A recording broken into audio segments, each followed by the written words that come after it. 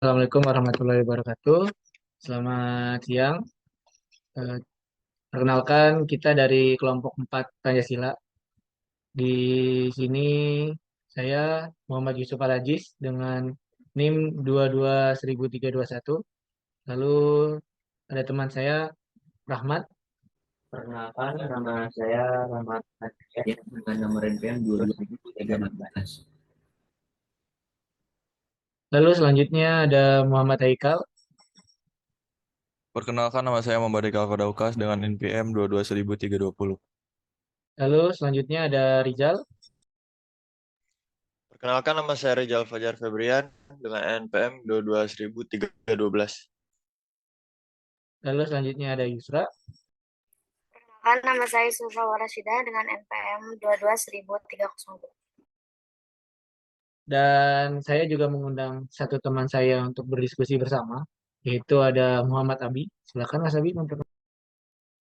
Nama saya Muhammad Abi dengan NPM 221000306. Oke, baik. Lalu kita di sini kita semua akan berdiskusi tentang tema yang udah terpampang, yaitu ada pengaruh globalisasi terhadap Pancasila, terutama untuk generasi milenial. Nah, kita langsung masuk ke materinya.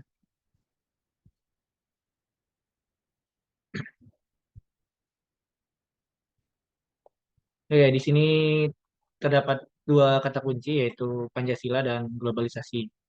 Mari kita kupas satu persatu tentang dua kata kunci tersebut. Ya, nah yang pertama di sini teman-teman juga udah bisa lihat ada Pancasila, di mana Pancasila itu memiliki arti perkatanya. Itu panca itu artinya lima dan sila itu sebuah aturan gitu kan, atau ide pokok. Itu berasal dari bahasa Sanskerta. Nah, secara terminologi, Pancasila sendiri adalah lima prinsip dasar yang merupakan pedoman bagi seluruh masyarakat Indonesia sebagai bentuk kristalisasi nilai-nilai luhur bangsa Indonesia sebagai identitas bangsa serta sebagai ideologi bangsa.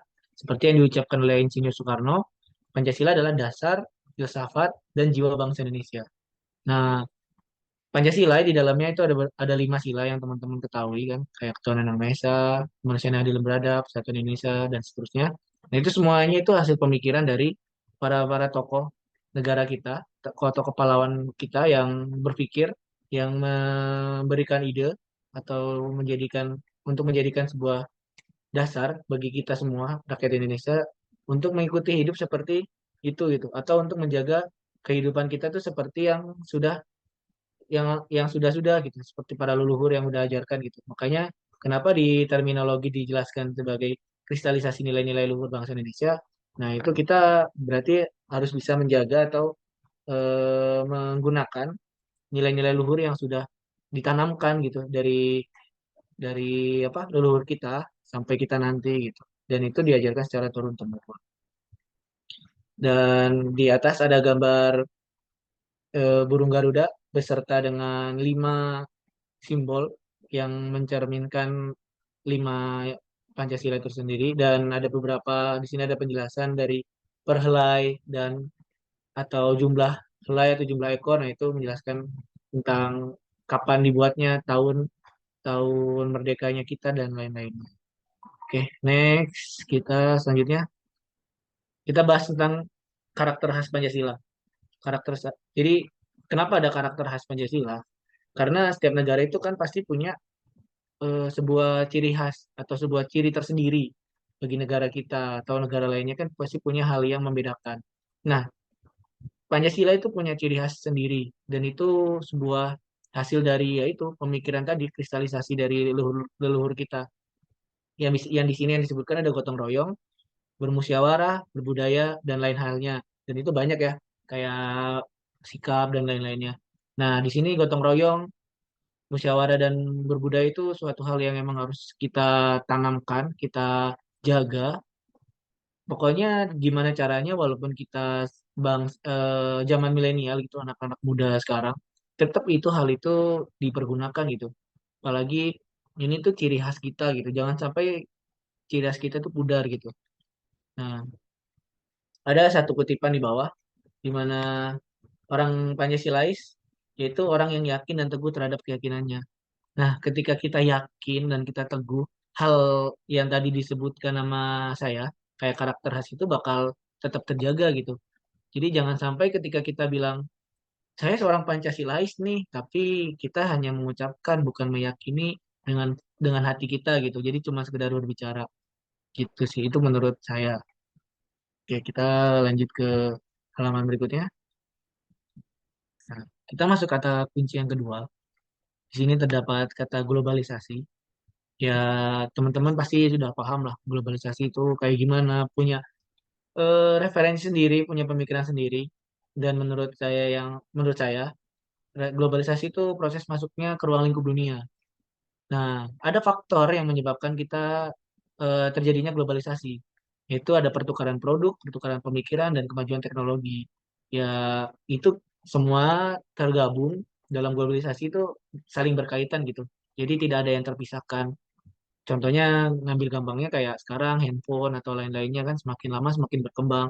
Kebayang dong kalau kita nggak mengikuti globalisasi mungkin mungkin aja nggak ada handphone di tangan kita atau bahkan ada handphone tapi yang masih jadul. Nah kayak gitu. Jadi itu salah satu pengaruh globalisasi ya di bagian pertukaran produk.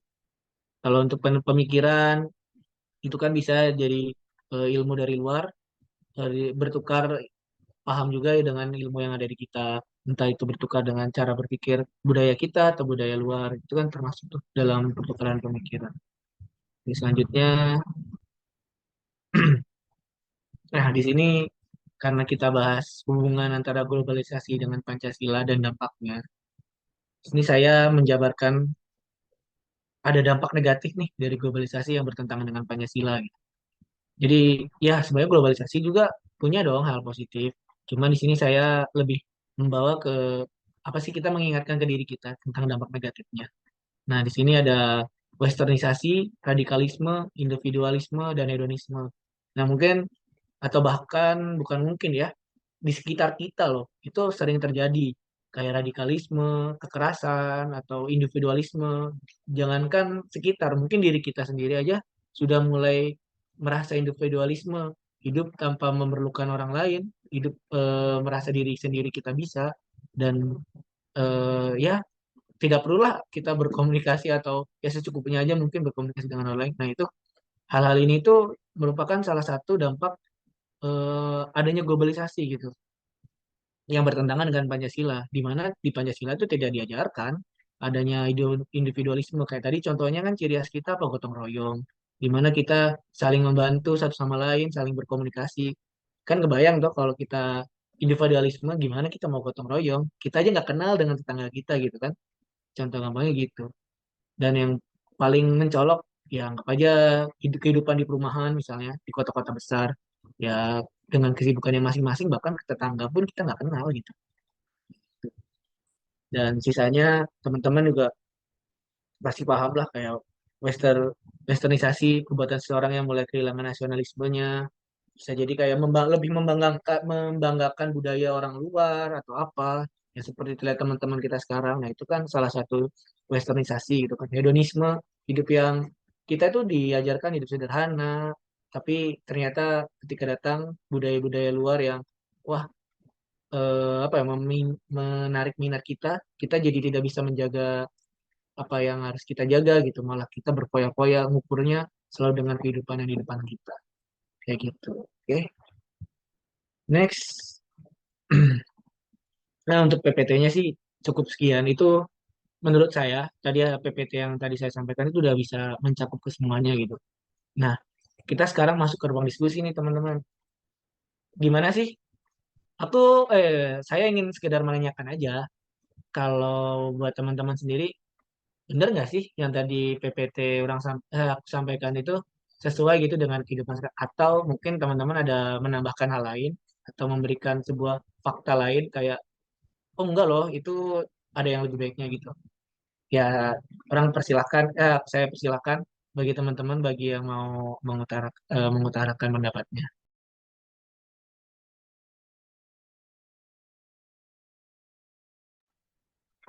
Saya izin memberikan pendapat.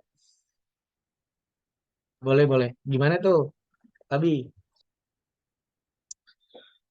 Yang pertama mungkin dari PPT cukup, tetapi saya mungkin sedikit mengomentari terhadap judul. Judul dinilai mungkin maksudnya pengaruh globalisasi terhadap kehidupan berbangsa dan bernegara. Sebab kalau misalkan pengaruh globalisasi terhadap Pancasila mungkin seperti ini lawannya, seperti komunis, ideologi komunis melawan ideologi kapitalisme, seperti itu mungkin pengaruhnya seharusnya. Lalu kalau misalkan judulnya seperti ini mungkin harusnya yang benar-benar konkret yang langsung mengganggu terhadap Pancasila itu sendiri, mungkin seperti itu ya menurut saya. Kemudian yang kedua saya ingin bertanya ya mengenai hal ini. Eh, Mengapa Pancasila dinilai mampu menjawab tantangan terhadap arus globalisasi dengan dampak-dampak negatifnya? Kan kita dalam kehidupan sudah tercemar ya, atau istilah globalisasi ini lebih tepatnya istilahnya westernisasi, karena ya globalisasi ini berasal dari barat gitu. Banyak pengaruh-pengaruh barat seperti yang tadi telah disebutkan, seperti budaya luar, radikalisme, mungkin radikalisme lebih umum ya. Tetapi ya individualisme seperti hal itu ya pengaruhnya terhadap kehidupan berbangsa dan bernegara, kemudian eh, hedonisme ya seperti itu. Lalu kenapa kalian begitu yakin Pancasila mampu menghadapi hal-hal tersebut? Mungkin sekian pertanyaan dari saya dan komentar dari saya. Terima kasih atas waktunya. Assalamualaikum warahmatullahi wabarakatuh. Silakan dijawab. Wah, keren banget itu pertanyaannya. Nah, itu gimana teman-teman? Haikal, Isra, atau Rijal, atau Andre, ada yang ingin coba menjawab? Apa saya yang ingin menjawab? Apa saya yang akan menjawab? Gitu. Kita berdiskusi aja, ini biar Ya, ya ruang diskusinya hidup aja gitu. diskusi aja. Di open mic juga nggak apa-apa sih, kalau emang tidak ada gangguan dari luar. Ini selagi nunggu teman-teman nih Mas, Abi, saya pengen ngejawab sih. Itu kan tadi pertanyaannya tentang kenapa Pancasila menurut kita dinilai mampu menjawab tantangan globalisasi kan? Ya, Yang lebih apa ya? Kayak tadi yang udah saya jelasin gitu. Ya, Pancasila itu kristalisasi kristalisasi dari budaya kita gitu. Dan itu hal-hal itu malah yang dikristalisasikan itu udah sampai masuk ke dalam bagian tubuh di undang-undang kita gitu. Dan seharusnya itu bisa menjadi tameng utama dong tentang eh, gimana cara kita hidup yang baik atau kenapa Pancasila bisa menjadi tameng karena Pancasila sendiri aja isinya itu udah sampai ke undang-undang gitu kan udah dia ada dalam pembukaan ke batang tubuhnya. Nah, dan lalu pasti nih sebenarnya ajaran-ajaran Pancasila itu selalu ada dan selalu diajarkan, cuman terkadang kita harus diingatkan dulu, ngerti nggak sih, kayak sama teman kita atau orang-orang lain sekitar kita yang meyakinkan kita itu orang Pancasilais gitu. Dan selebihnya eh, apa ya, dari diri kita sendirinya, dari diri kita kalau misalnya kita sudah merasa diri kita sebagai orang Pancasila gitu atau menerapkan Pancasila, otomatis semua yang ada itu bakal Pancasila itu bakal menjadi tameng gitu loh dari perkembangan globalisasi ini gitu. Terus ini pendapat aku nih Mas Abi. Gimana nih yang lain? Barangkali ada yang punya pendapat lain gitu. Saya eh izin menjawab ya Mas Ebi. Pendapat saya tuh kalau masalah Pancasila itu, jadi Pancasila itu sebagai, menurut saya itu sebagai alatnya gitu. Tapi dalam catatan ya kembali lagi ke masyarakatnya itu sendiri gitu. Bagaimana masyarakat itu memposisikan Pancasila itu sebagai apa gitu. Apakah sebagai hanya sekedar sebagai identitas ataukah emang sebagai apa ya eh, pelindung gitu, eh, apa ya antara agar ini apa agar bisa memfilter gitu, agar bisa menyaring nilai-nilai asing yang dapat berdampak negatif masuk ke Indonesia gitu. Jadi eh, menurut saya Pancasila itu adalah sebagai alat gitu, sebagai apa ya alatnya gitu. Tapi ya kembali lagi ke diri masing-masing gitu di setiap masyarakat Indonesianya gitu. Apakah ada kesadaran atau tidaknya. Kemudian eh, sedikit apa ya ada sedikit apa ya pandangan gitu, pandangan dari saya sendiri gitu tentang eh, tafsir dari perkataan Soekarno yang menyinggung tentang bahwa perjuangan eh apa ya Soekarno pernah berkata dalam pidatonya bahwa perjuanganku lebih mudah karena melawan penjajah dan perjuangan kalian akan lebih sulit karena melawan bangsa sendiri. Di situ kan ada kaitannya dengan Pancasila sila ketiga gitu. Jadi eh, di dalam sila ketiga kan isinya itu persatuan Indonesia.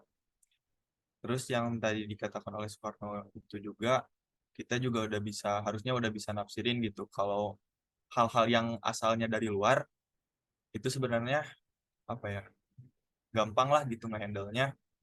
Sedangkan yang sulit itu dari masalah internalnya gitu. Jadi emang dari apa ya yang yang menjadi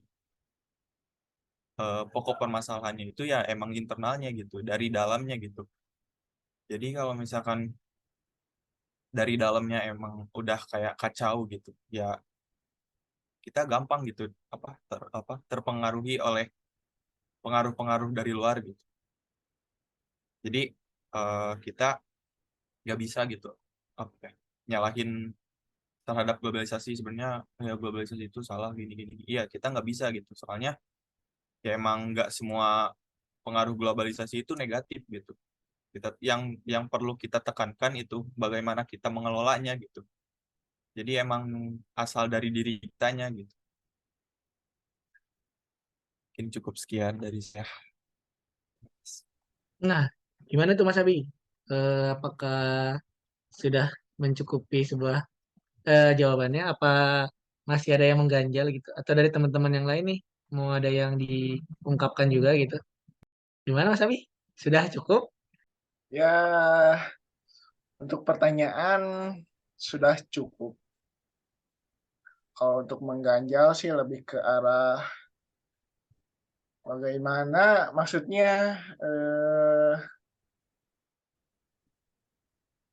kenapa gitu seseorang ketika dapat pengaruh dari luar ataupun misalkan nilai-nilai kan nilai-nilai Pancasila itu tinggi memang, dan seseorang siapapun dapat menafsirkan semaunya asal tidak bertentangan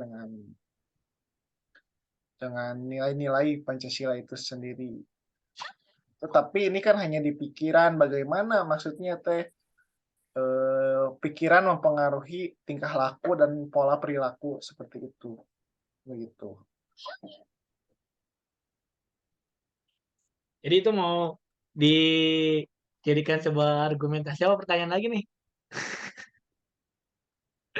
Ya, saya hanya mengomentari saja sih. Kalau misalkan ingin dibantah atau ingin adu argumentasi atau lain sebagainya, boleh. Karena ya saya tidak memaksa atau apa ya, tidak tidak memberikan pertanyaan secara langsung, itu hanya sebagai pemantik saja. Ya, buat hal itu setuju sih. Ya, nanti bisa kita obrolkan lebih panjang lagi sih, enaknya. Oke, selanjutnya mungkin dari teman-teman ada yang ingin ditanyakan lagi. Ya, diskusi aja sih sebenarnya, nggak harus, ataupun emang ada pertanyaan yang mengganjal tentang masalah ini gitu, silakan diungkapkan gitu. Kan kita berenam nih, masa cuma ini aja.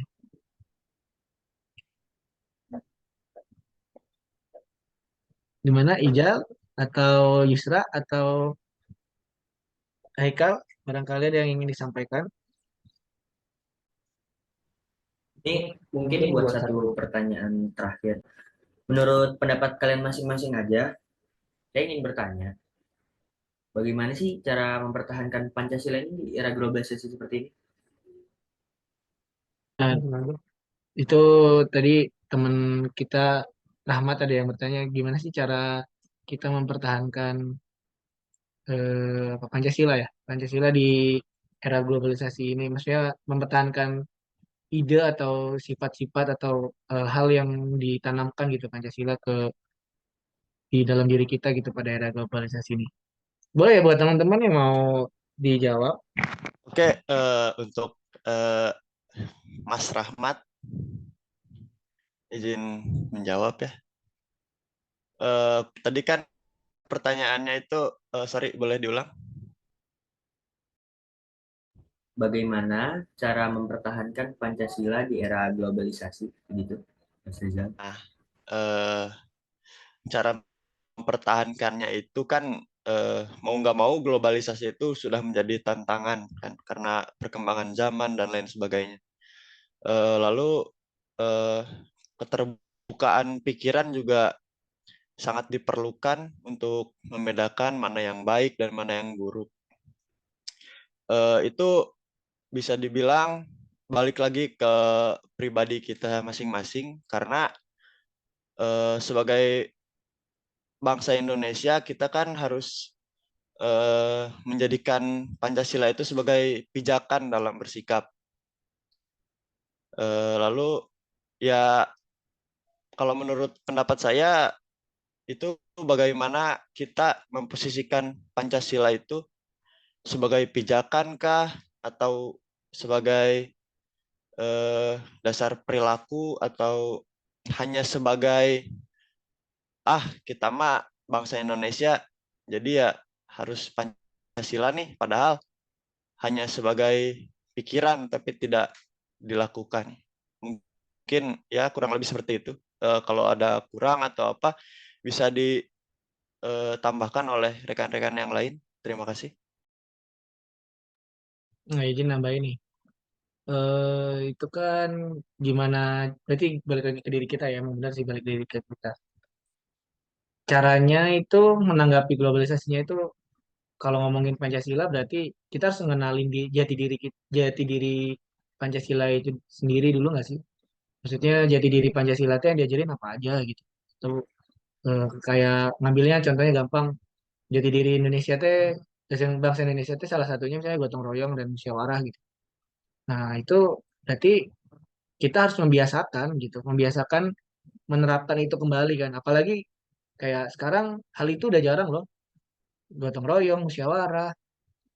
Sekarang lebih banyak voting bahkan dibanding musyawarah. Nah, hal-hal itu kalau emang menurut saya gitu, apalagi di kalangan kita sebagai mahasiswa gitu kan, kenapa sih kita nggak mencoba untuk itu lagi gitu, mencoba untuk lagi. Walaupun emang terkadang hasilnya bakal lebih lebih lama gitu cara menentukannya dibanding sebuah voting gitu kan yang tinggal pilih.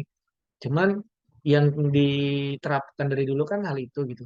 Kenapa kita nggak mencoba? Jadi kenapa kita nggak mencoba membiasakan lagi gitu? Jadi salah satu cara menjaga itu ya dengan cara kita mengenal jati diri kita, kita mengenal dengan lalu kita membiasakan hal-hal itu untuk dilakukan kembali gitu. Itu sih. Ada lagi yang mau nambahin nggak kira-kira? Aku mau nambahin eh sama ini ya, yang jadi permasalahan tuh sebenarnya ya kenapa gitu begitu sulit untuk mempertahankan Pancasila sebenarnya apa ya, dari pendidikannya juga gitu, teori gitu yang diperbanyak tuh ketimbang praktik gitu. Jadi bagaimana mau terbiasa kalau nggak dibiasakan gitu. Seperti itu sedikit. Mungkin ada lagi teman-teman yang ingin menambahkan.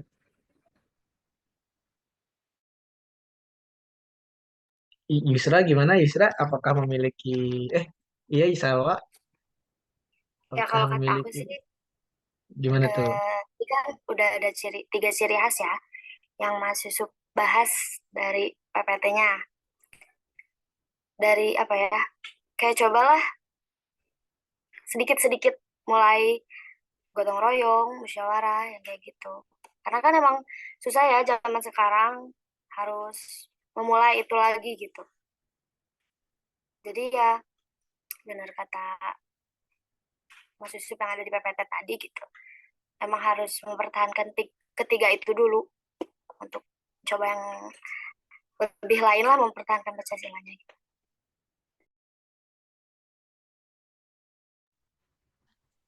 Tapi kan kalau mau mempertahankan ketiga itu harus ada kelompok orang, ya nggak sih Mas?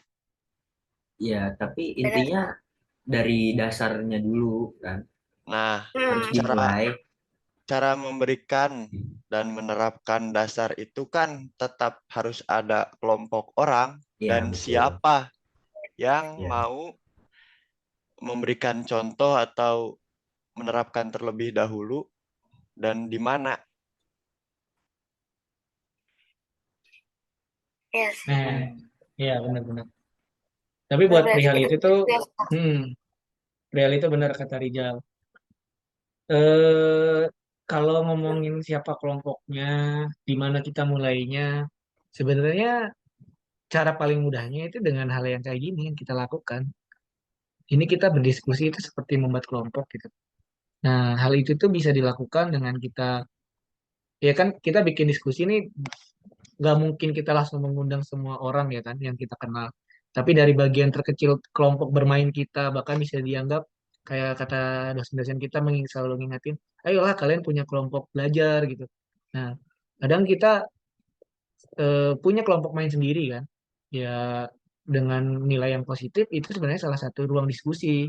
Secara nggak langsung itu sebenarnya kita sudah melakukan hal itu, gotong royong itu atau apa musyawarah itu di dalam kelompok kita gitu. Kayak contohnya kita main gitu, kita mau makan kemana gitu. Hal itu tuh udah jadi musyawarah sebenarnya. Tapi terkadang pemantik untuk menjadi lebih besarnya itu yang sulit. Kadang kita harus apa ya? Mungkin sekarang harus kita masuk dulu ke sebuah organisasi yang ada di kampus atau kayak gimana biar kita lebih terbiasa lagi. Cuman menurut saya sendiri sih sebenarnya kalau nanya di mana dan siapa, diri kita tuh sebenarnya selama ini melakukan, hanya saja kita tidak menyadari kalau kita tuh melakukan itu gitu. Itu sih kata saya. Gimana? Masih ada yang ditanyakan atau tidak? Kalau tidak, karena berhubung waktu sudah mencapai waktunya, eh, diskusi ini saya tutup gitu. Jadi terima kasih banyak buat teman-teman yang udah mau berpartisipasi, mau hadir, terutama kepada Muhammad Abi ya, rekan saya diundang gitu kan, buat ayolah kita berdiskusi bareng. Ternyata emang benar gitu mengeluarkan sebuah ide, sebuah pertanyaan yang membuat kita berdiskusi gitu. Nah, mungkin cukup sekian sih diskusi kita siang ini. Semoga kita masih bisa berlanjut ke diskusi materi-materi berikutnya atau kita bisa menjadi teman belajar dan teman bermain berikutnya. Saya tutup. Assalamualaikum warahmatullahi wabarakatuh. Waalaikumsalam warahmatullahi wabarakatuh. Terima kasih rekan-rekan Terima semua. kasih.